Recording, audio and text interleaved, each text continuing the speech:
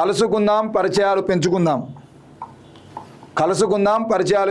Dating యాప్స్ను దాటి ప్రత్యక్ష పరిచయాలకు ప్రాధాన్యం ఇస్తున్నటువంటి హైదరాబాద్ యువత రకరకాల సోషలైజింగ్ ఈవెంట్స్కు హాజరు. డిజిటల్ డేటింగ్తో తీవ్ర మానసిక అలసట. ఫోర్బ్స్ హెల్త్ సర్వేలో 78 నుండి 80% మంది వెల్లడి. ఆన్లైన్ చాటింగ్స్ వల్ల సమయం వృధా. Bumble, Tinder, year in space నివేదికల ప్రకారం 82% మందిది ఇదే అభిప్రాయం. ఒకప్పుడు కొత్త పరిచయం కావాలంటే డేటింగ్ యాప్లు తెరిచేవారు, కానీ ఇటీవలి కాలంలో అలాంటి స్క్రీన్ పరిచయాలపై ఆసక్తి క్రమంగా సన్నగిల్లుతున్నట్లే ఉంది. ఇటీవల విడుదలైనటువంటి ఫోర్బ్స్ హెల్త్ సర్వే ప్రకారం 78 నుండి 80% మిలీనియల్స్, జెన్జీ యువత తాము డిజిటల్ డేటింగ్ వల్ల తీవ్రమైన మానసిక అలసట గురవుతున్నామంటున్నారు. అలాగే డేటింగ్ యాప్లు, బంబుల్, టిండర్ల విడుదలకు సంబంధించినటువంటి విషయం అని చెప్పేసి మనం చూస్తా ఉన్నాం. దీన్ని 15వ పేజీలోకి పోయి ఒకసారి చదువుదాం. ఎందుకనంటే దేశ యువత ఈరోజు డేటింగ్ యాప్లు వాడకుండా డైరెక్ట్గా వాళ్ళతో పరిచయాలు ఏర్పాటు చేసుకుందాం అనేటువంటి ఆలోచనలో ఉన్నారంట. అయితే ఇయర్ ఇన్ స్పైస్ నివేదికల ప్రకారం హైదరాబాద్ సహా మెట్రో నగరాల్లో దాదాపు 82% మంది సింగిల్స్ ఆన్లైన్లో చాటింగ్ల వల్ల మానసిక ప్రశాంతత దెబ్బతింటుందని, సమయం వృధా అవుతుందని చెబుతున్నారు. ప్రత్యక్షంగా కలుసుకొని మాట్లాడి ఆ తర్వాత ఆ పరిచయాన్ని ఎంతవరకు తీసుకెళ్లాలో నిర్ణయించుకుంటున్నారు. దీంతో కాఫీ టేబుల్స్ కలయికకు వేదికలు అవుతున్నాయి. బోర్డు గేమ్స్ పరిచయాలకు ఆలంబనగా మారుతున్నాయి. పుస్తకాల గురించిన చర్చలో పెయింటింగ్తో పదనిసలు, తెలియని వాళ్ళతో చిన్న ట్రిప్పులు ట్రెండ్గా మారుతున్నాయి. ఇది మ్యాచ్ కోసం కాదు, మనుషుల కోసం. డేటింగ్ అనగానే ఇప్పటికీ ఎన్నో యాప్లు, వెబ్సైట్లు, వాటిలో కనిపించే అందమైన యువతి యువకుల చిత్రాలు, ఆకర్షణీయమైనటువంటి ప్రొఫైల్స్ ఊరిస్తూ ఉంటాయి. నచ్చితే స్వైప్, అభిరుచులు కలిస్తే చాటింగ్, ఆ తర్వాత ప్రత్యక్ష పరిచయం, ఇలా సాగేది. కానీ ఫేక్ ప్రొఫైల్స్ పెరిగిపోవడం, ఇన్స్టాగ్రామ్ ఫాలోవర్ల కోసం అకౌంట్లు సృష్టించడం, సైబర్ స్కామ్స్ వల్ల ఇప్పుడు డేటింగ్ యాప్లు అంటేనే భయపడేటువంటి స్థితికి చాలామంది వచ్చేసారు. దీనికి తోడు ఒక పరిచయాన్ని నిలబెట్టుకోవడానికి గంటల తరబడి చాటింగ్ చేసేంత తీరిక కూడా ఉండటం లేదు. అందుకే ముందు కలుద్దాం, మాట్లాడుకుందాం, తర్వాత పరిచయం ఎంతవరకు తీసుకెళ్లాలో చూద్దాం అనేటువంటి ఆలోచనతో ఆఫ్లైన్ మీటప్స్ అంటున్నారు. Social sailor, the happy hour, small world, let's socialize లాంటి కమ్యూనిటీలు వారాంతాలలో నిర్వహించేటువంటి singles meetups, speed dating, speed friending, social mixers, board games, ఇతర యాక్టివిటీ ఆధారిత కార్యక్రమాలకు క్యూ కడుతున్నారని చెప్పేసి ఈ వార్త. సోషల్ లైఫ్కు నో గిల్ట్ డచ్ కల్చర్తో ఖర్చులు సమానం. డేటింగ్ వెళ్ళినప్పుడు బిల్లు ఎవరు కట్టాలనే సందిగ్ధం ఉంటుంది. ఒక్కరే మొత్తం చెల్లించాలా లేదంటే ఇద్దరు పంచుకోవాలా, అడిగితే ఏమవుతుందని మీ మనసు వెంటాడుతూనే ఉంది. మీటప్లలో అలాంటి సంకోచాలేమి లేవు. ఎవరో ఒకరు బిల్లు చెల్లించేటువంటి విధానం లేదు ఇక్కడ. ఎవరి ఖర్చు వాళ్ళదే, బిల్లు సగం, బాధ్యత సగం అనేటువంటి భావన యువతను అమితంగా ఆకట్టుకుంటుంది. నో గిల్ట్ డచ్ కల్చర్ అని చెబుతున్నటువంటి ఈ విధానం తొలిసారి అపరిచితులను కలిసినప్పుడు చాలా సౌకర్యవంతంగా ఉంటుందని చాలామంది చెప్తున్నారు అనేటువంటి విషయాన్ని మనం చూస్తున్నాం. అయితే నేనేమంటున్నానంటే ఈ కల్చర్లను ఈ దేశ ప్రజల మీద రుద్దుతున్నది ఎవరు? ఇప్పుడు పేదవాళ్ళకు సంబంధించినటువంటి పిల్లలు ఎక్కడన్నా ఇట్లాంటి కల్చర్కు అలవాటు అయిపోయి వాళ్ళు ఏదైనా తప్పు చేసి దొరికితే వాళ్ళ జీవితాలను ఆగం చేసే స్థాయిలో మాట్లాడేటువంటి ఈ ప్రధాన పత్రికలు, వాళ్ళను తప్పుగా చూపించడానికి ప్రధాన పత్రికలు. ఎగ్జాంపుల్ ఏంటంటే భార్యాభర్తలు పెళ్లి చేసుకున్న తర్వాత ఆ భర్త ఏదైనా అక్రమ సంబంధం పెట్టుకున్నా, లేదంటే విడాకులు తీసుకున్నా, భార్య అక్రమ సంబంధం పెట్టుకున్నా, భార్య ఎవరితోనైనా దొరికినా, ఇట్లాంటి విషయాలను తీసుకొచ్చి రచ్చబట్టం లాంటి కార్యక్రమాలు పెట్టి వాళ్ళను మీడియా ముందు నిలబెట్టి వాళ్ళ జీవితాలను బహిరంగ పరుస్తారు. ఎవరి జీవితాలు అవి? అందులో ఎంతమంది రెడ్లు ఉన్నారు, అందులో ఎంతమంది బ్రాహ్మణులు ఉన్నారు, ఎంతమంది కోమట్లు ఉన్నారు, ఎంతమంది విలమలు ఉన్నారు, ఎంతమంది ఓసీలు ఉన్నారు. ఆ తీసుకొస్తున్నటువంటి జంటలు ఎక్కడి జంటలు? ఎప్పుడైనా చూసిరా? ఎప్పుడైనా అడిగిర్రా? మీరైనా చెప్పిర్రా వాళ్ళ కులాల పేర్లు? మరి ఎట్లా తీసుకొచ్చి కూర్చోబెడతారు మీరు? వీళ్ళు తీసుకొచ్చి కూర్చోబెట్టిన తర్వాత వాళ్ళ జీవితాలు ఏమైనా బాగుపడ్డాయా అని అంటే అది కూడా లేదు. పూర్తి స్థాయిలో వాళ్ళ రచ్చబండ అనేటువంటి కార్యక్రమాలు నడవడం కోసం, ఒక్క రచ్చబండ అనే కాదు, చాలా ఉంటాయి ఆ కార్యక్రమాలు. వాళ్ళ కార్యక్రమాలు నడవడం కోసం కొన్ని జంటలను దొరకబట్టి వాళ్ళ జీవితాలను నడి బజార్లో పెడుతున్నటువంటి ఆ కార్యక్రమాల గురించి మీరు ఎప్పుడైనా మాట్లాడిరా? పత్రికలు రాసినాయా? వాటి వల్ల నాశనం అవుతున్నటువంటి జీవితాల గురించి వాళ్ళ తల్లిదండ్రులను టీవీలలో చూసుకున్నప్పుడు ఎస్ ఈ మా అమ్మనే కదా వీళ్ళేంది ఇక్కడ కనబడుతున్నారు అని చెప్పేసి వాళ్ళ పిల్లల మీద మానసిక సమస్యలు వెంటాడుతున్నప్పుడు మీరు ఎప్పుడన్నా రాసిర్రా?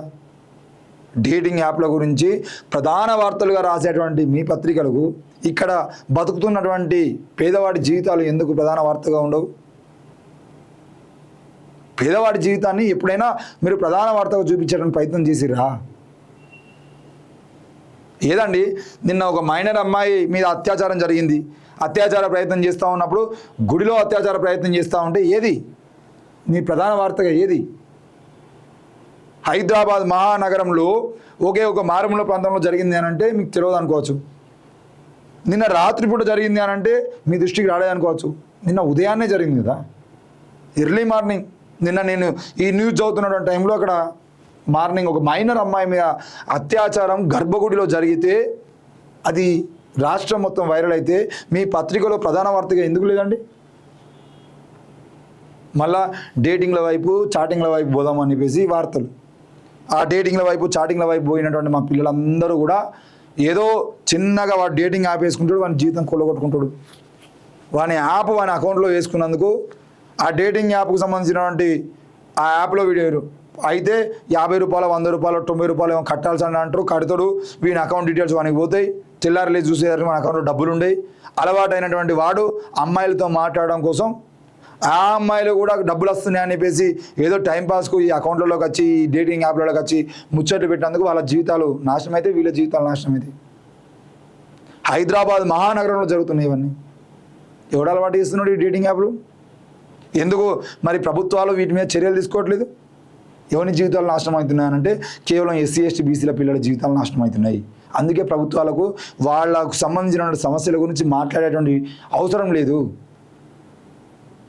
ఏ పాలకుని బిడ్డనో ఏ అగ్రకులాల బిడ్డలో ఆ డేటింగ్ యాప్లలో పోవట్లేదు. అసలు వాళ్ళకి డేటింగ్ యాప్ల అవసరం ఏమున్నది? వాళ్ళకు ఫామ్ హౌజులు ఉంటాయి. మొన్న ఆ మధ్య కాలంలో కూడా ఒక వ్యక్తి పోక్సో కేసులో దొరికినప్పుడు, పోక్సో కేసు అయినప్పుడు చాలామంది పోస్టులు పెట్టారు. ఆ అమ్మాయి పబ్బుకి ఎట్లా పోయింది, ఆ అమ్మాయి మైనర్ అయ్యేది ఉంటే పబ్బుకి ఎట్లా పోయింది, ఆ అమ్మాయి మైనర్ అయ్యేది ఉంటే ఎట్లా ఫామ్ హౌస్కి పోయింది అని అడిగారు. అసలు ఈ మైనర్ అమ్మాయిని ఫామ్ హౌస్ తీసుకుపోయింది ఎవరు అనేది ప్రశ్న. ఎవరు కాబట్టి మైనర్ అమ్మాయితో ఫామ్ హౌస్కి పోయినా కూడా పోలీసు వాళ్ళు రైడింగ్ చేయలేదు. ఎవరితో వచ్చింది కాబట్టి, ఎవరితో అమ్మాయి వచ్చింది కాబట్టి ఆమె పబ్లోకి ఎంట్రీ ఇచ్చింది అనేది ప్రశ్న. ఒక్కసారి ఆలోచించండి. ఆ స్థాయి వ్యక్తి ఒక అమ్మాయిని తీసుకొని వచ్చేదంటే, సార్ మీరు తీసుకొచ్చేటువంటి అమ్మాయి మైనరు కాబట్టి మీరు లోపలికి ఎంట్రీ లేదనేటువంటి ఆ మాట్లాడేటువంటి ధైర్యం అక్కడ ఉన్నటువంటి సెక్యూరిటీ గార్డుకు ఉంటుందా? అసలు ఆ పబ్బే వాళ్ళది కదా, ఆ పబ్బే వీళ్ళ దోస్తుల తనులదే కదా. అవసరమైతే వీళ్ళు వస్తున్నారా అంటే ఆ రోజు పబ్బు టికెట్లన్నీ క్యాన్సల్, వీడియో కడుతున్నారు 5 లక్షల రూపాయలు 10 లక్షల రూపాయలు. మీ బిడ్డలేమో పోలీసులు రైడింగ్ చేసేటువంటి పరిస్థితులు లేనటువంటి దగ్గర డేటింగ్లు చేస్తూ ఉంటారు. ఈ పోరగాళ్ళేమో చదువుకోర్రా పోరగాళ్ళు అంటే వీళ్ళు వచ్చి ఈ డేటింగ్ యాప్లలో పడతారు, జీవితాలను నాశనం చేసుకుంటారు, అప్పుల పాలవుతారు. ఏదో ఒక చిన్న స్కామ్. ఆ మధ్యకాలంలో మా కరీంనగర్ జిల్లాలో ఒక చిన్న సమస్య వచ్చింది అని చెప్పేసి నాకు తెలిసినటువంటి పోలీస్ అధికారి చెప్తే ఆ సమస్య ఏంది అని చెప్పేసి మాట్లాడడానికి ప్రయత్నం చేస్తే వానికి ఏదో ఫ్రెండ్ రిక్వెస్ట్ వచ్చింది ఫేస్బుక్లో, ఓపెన్ చేసిండు, అమ్మాయి హాయ్ అని మెసేజ్ పెట్టింది, వీడు మెసేజ్ పెట్టిండు, ఆ అమ్మాయి వీడియో కాల్ చేసుకుందాం అంటే చేసుకుందాం అని చెప్పేసి మెసెంజర్లోనే వీడియో కాల్ చేసింది అమ్మాయి. చేయగానే వీడు ఆ అమ్మాయిని చూసి టెంప్ట్ అయ్యిండు, ఆ అమ్మాయి ఏం చేయమంటే అది చేసిండు. తర్వాత అమ్మాయి మొత్తం వీడియో తీసుకొని ఇంకో నువ్వు 10,000 కొట్టవా లేదంటే నేను ఇది మొత్తం మీ ఫ్రెండ్స్ అందరికి పంపించాలని బెదిరిస్తే ఆత్మహత్య ప్రయత్నం చేసిండు. అప్పటికే వాడు ఫస్ట్ 10,000 కొట్టిండు, తర్వాత 35,000 ఏమో కొట్టిండు, తర్వాత 50,000 కొట్టిండు, 3.5 లక్షలు 3,80,000 రూపాయల వరకు అప్పు చేసి మొత్తం కొట్టిండు పైసలు. అయినా వానికి మళ్ళీ మెసేజ్లు పంపించారు. ఎట్లా మెసెంజర్లోకి వెళ్ళి వెంటనే ఇగో మెసెంజర్లో సిగ్నల్ సరిగా లేవు, వాట్సాప్కి వస్తా, వాట్సాప్ కాల్ చేసుకుందామని అనిపేసి వాట్సాప్ కాల్కి వస్తుంది.